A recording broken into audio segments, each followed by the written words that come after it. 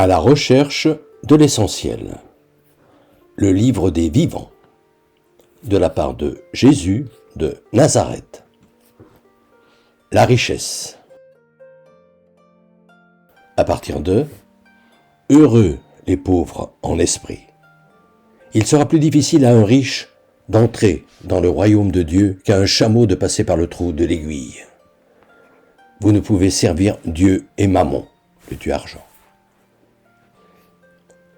Il m'a été enseigné jadis que le trou de l'aiguille était la barrière de péage sous laquelle les douaniers obligeaient les chameaux à s'agenouiller afin de contrôler les marchandises qu'ils transportaient. Qu'ainsi doit se défaire de ce qu'il possède celui qui est riche, s'il veut entrer dans le royaume de Dieu.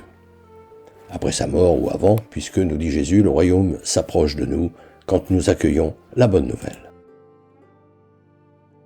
Mais s'agit-il de richesse matérielle ou de richesse intellectuelle ?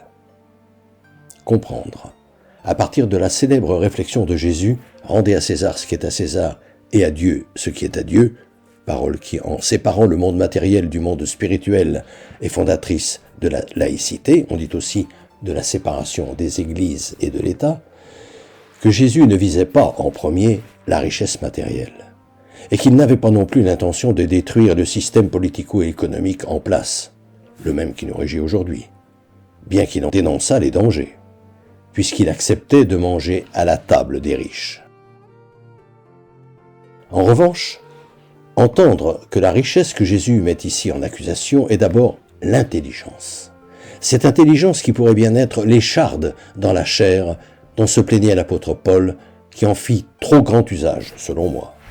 Intelligence qui, certes, nous valut ses écrits magnifiques, ses formules lapidaires et autres démonstrations savantes, qui prouvent à quel point était agile d'esprit ce surdoué qui n'avait sans doute pas prévu que les images qu'il utilisait et ses assertions deviendraient cause de dissension. Cette intelligence qui fait prévaloir l'orgueil sur l'amour du prochain.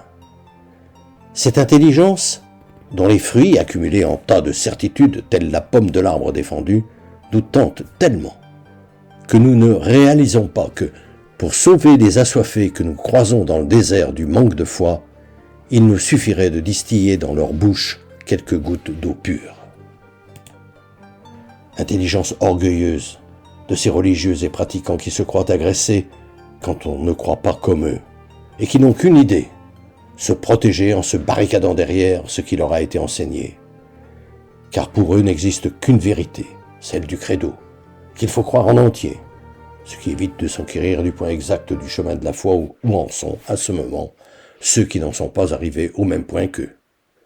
Ces religieux qui, s'abîmant en études et discours inutiles, n'arrivent pas à comprendre que, lorsqu'on parle des choses de la foi, on ne disserte pas.